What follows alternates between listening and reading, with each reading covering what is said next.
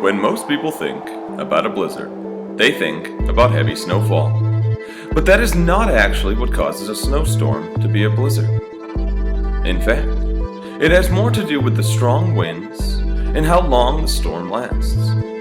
A snowstorm that has winds over 35 miles per hour and lasts over 3 hours is considered to be a blizzard.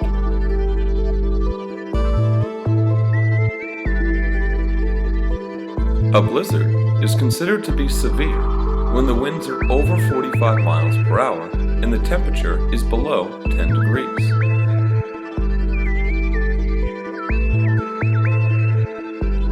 Another form of a blizzard is known as a ground blizzard. This can occur when loose snow or ice is lifted from the ground and blown by strong winds.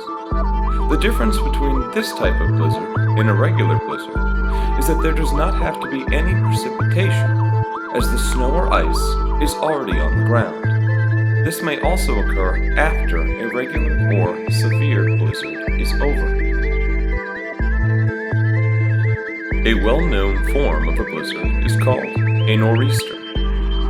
These occur in New England and get their name from the direction the wind is coming from, as well as the area where the storm happens.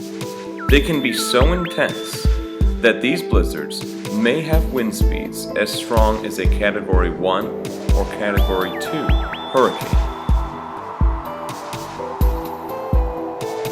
Any geographical location that has snowfall can have a blizzard or blizzard-like conditions. Blizzards, though, are most often experienced on the Great Plains or in the middle of the United States of America. A blizzard watch is issued when blizzard conditions are possible within 12 to 48 hours. A blizzard warning is issued when blizzard conditions are occurring or expected to occur within 12 to 18 hours.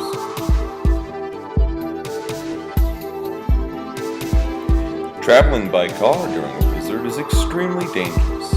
Due to low visibility and dangerous road conditions, accidents are far more likely to occur. Even if roads have been cleared of most snowfall, unseen ice, known as black ice, can make roads extremely slippery. Traveling by foot during a blizzard is even more dangerous. With low visibility, it's easy to get lost, and cold temperatures make it more possible for frostbite or other dangerous conditions. There are several verified cases of people getting lost in a blizzard just a few yards from their homes. Just remember, a blizzard may get you a day off from school, but they can be very dangerous. What are some things you could do to prepare for a blizzard? What could you do to stay safe during a blizzard?